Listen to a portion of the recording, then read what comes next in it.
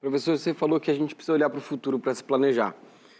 E eu queria falar sobre futuro, especificamente sobre o futuro da internet, futuro das plataformas.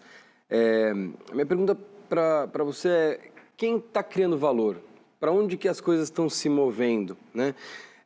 Pensando, o futuro da internet é um futuro que, quando a gente buscar alguma coisa, a gente não vai ser levado a site nenhum, só uma resposta que um bot vai nos dar. As redes sociais vão deixar de ser sociais, a gente só vai se conectar com bichinhos virtuais por aí. E aí, pensando especificamente que isso tem um impacto gigantesco em negócios, né? Quando as redes sociais surgiram, toda a discussão de publicidade agora está desembocando numa discussão sobre como ou não compensar, por exemplo, o trabalho jornalístico, né? A partir do valor criado pelas plataformas de internet. Então, para onde que o valor está indo? Para onde que a gente tem que olhar? Uma parte do valor vai para espaços conversacionais, que vão envolver indivíduos conversando com sistemas, sistemas habilitando grupos, indivíduos conversando em grupos mediados por sistemas. Uma parte disso já está acontecendo agora. Imagina que você pudesse entrar num site, aspas, não é mais um site agora, certo? Num site de e-commerce, e você começasse uma conversa sobre como é que você vai resolver o problema da geladeira na sua cozinha.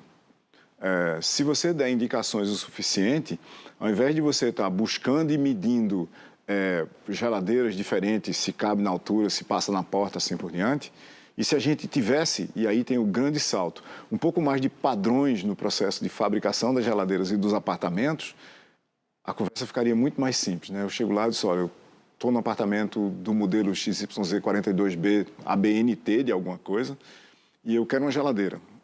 E de repente ia aparecer trivialmente assim, ó, no seu apartamento cabem esses 3 modelos aqui, sem você trazer pela... Veja que por causa disso, e essa é a razão do sucesso das máquinas de busca, se você olhar lá pelo começo da internet, tinha a Biblioteca Nacional, vai ter todos os livros publicados no Brasil. Seria massa se fosse assim, né? Você tem tudo que foi publicado, está registrado lá, e por um preço módico eu posso acessar isso automaticamente. Mas só que a Biblioteca Nacional não fez isso. Nenhuma Biblioteca Nacional fez isso.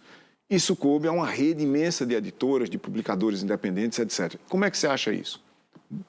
Busca. Hoje é busca. Como é que você vai achar isso no futuro? Pode ser conversação? Pode. Pode ser conversação com um grande modelo linguístico? Pode. Vai acontecer como? Agentes econômicos. Indo num futuro não tão longe assim, mas imediato. Hoje, a gente viu a mudança do Twitter para X. E a gente tem assistido a uma rápida modificação dos padrões dessa rede, que é uma rede que fomenta essa conversa. A gente teve a Meta entrando nesse modelo de rede social com o Threads, que é um grande competidor em termos de usuário, mas que ainda não consegue fomentar essa conversa e gerar grandes debates. Para onde vai agora, no futuro ali, depois de amanhã, essa questão das redes sociais e o debate gerado por elas? Eu acho que redes sociais estão também num ponto de transição agora, Vera. Uma parte significativa do que financia as redes sociais são os recursos de marketing investidos nas redes sociais. E o retorno desse investimento deixou de justificar os recursos postos em redes sociais para uma gama imensa de pessoas que quer anunciar nas redes, modelo antigo de anúncio, numa rede que é social e que é um retorno desse investimento. Para a gente ter uma ideia aqui, olhando para pequenas e médias empresas, o Brasil é o país que mais gasta dinheiro em redes sociais e é um dos que tem os menores retornos. Olha só. Ou seja, a gente fala muito, mas converte pouco. E esse modelo está severamente sendo questionado por muita gente de marketing, de negócios, líderes das empresas, porque ele deixou de dar resultado. Talvez até por causa da manipulação algorítmica dos timelines das pessoas. A gente não tem evidência suficiente para dizer isso como uma certeza, mas como hipótese, a gente certamente pode criar. Então, as redes estão em crise. Parte do fato das redes estarem em crise é que levou Meta, por exemplo, a dizer que ia virar o metaverso, que foi para lugar nenhum. Sim. Que era uma combinação de não estar mais funcionando como rede social e eu quero sair desse conflito regulatório quase que imediato que há no caso dos Estados Unidos, já há na Europa, não é mais imediato daqui a pouco, já há algum tempo, de responsabilização das redes sociais por causa de um conjunto de manipulações que elas fizeram com seus algoritmos, que levaram a consequências como a invasão do Capitólio, por exemplo. A gente pode olhar para os focos daquele incêndio democrático ali e muitas das redes sociais envolvidas nesse processo.